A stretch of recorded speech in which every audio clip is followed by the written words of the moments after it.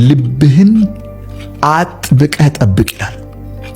አጥብቀህ ልብህን ጠብቅ፣ የህይወት መውጫው ከዚያ ነውና ይላል። ምን ማለት ነው? ወደ ውስጥ የገባው ነውና በውጤት መልክ ራሱን የሚገልጠው። ወደ ውስጥ የሚገባው ነገር ላይ በጣም ጥንቃቄ አርግ። ጤንነት የምትፈልግ ከሆነ ስለ በሽታ አታጥና። ሰላም የምትፈልግ ከሆነ ስለ ጦርነትና ስለ መጠፋፋት የተደረሱ ዜናዎችን አትይ።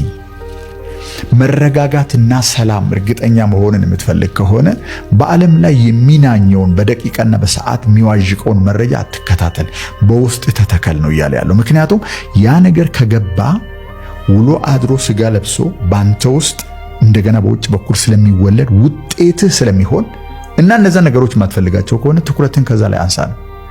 አብዛኛው ሰው ግን በጠላው ነገር፣ ባጣው ነገር፣ በጎደለው ነገር፣ ባጠረው ነገር ላይ ከማተኮሩ የተነሳ ጠቅላላው የሰውነቱ ኢነርጂ በእጥረትና በበሽታ የተሞላል።